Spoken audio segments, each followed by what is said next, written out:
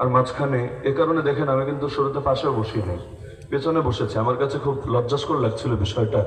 এমন না যে কোনো বয়ান করার জন্য আমার বিশেষ কোনো লালসা আছে, আগ্রহ আছে। প্রতিদিন 4টা-5টা মাহফিল করতে করতে আলাদা মাহফিল নিয়ে আলাদা একটা স্কোয়ার কারেন্ট এগুলো শরীরে থাকে না।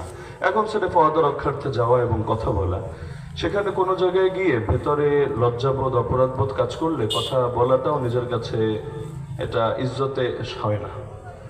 তো তারপরে মনে হলো যদিও বড় পাপ করে ফেলেছি, মাহফিলে এসে আমার আসলে আসা উচিত ছিল না। আমি 2 মিনিট আগে টের পেলেও গাড়ি থেকে আর নামতাম না, গাড়ি ঘুরিয়ে চলে যেতাম।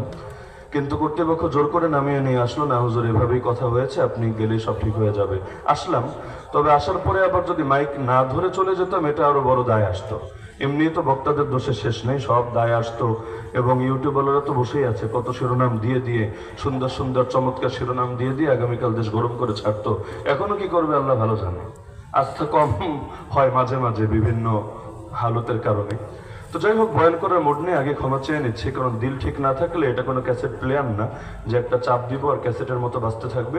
আমি সির্ফ 2-1টা কথা বলে আলোচনা ইতি টানবো, এবং আল্লাহ যদি তৌফিক দেয় আর কখনো আসবো না ইনশাআল্লাহ।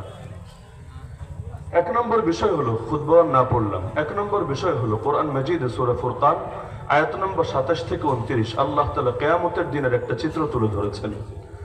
ويوم يعض الظالم على يديه يقول يا ليتني اتخذت مع الرسول سبيلا। স্মরণ করো সেই দিনের কথা যেদিন জালেম নিজে তার নিজের হাতের গোশত কামড়াতে থাকবে এবং আফসোস করে বলবে, হায় আমি যদি রাসূলের সঙ্গে রাসূলের দেখানো পথে ধরতাম। ইয়া ওয়াইলাতা লাইতানি লাম আত্তাখিয ফুলানান খলিলা। হায় আমি যদি অমুক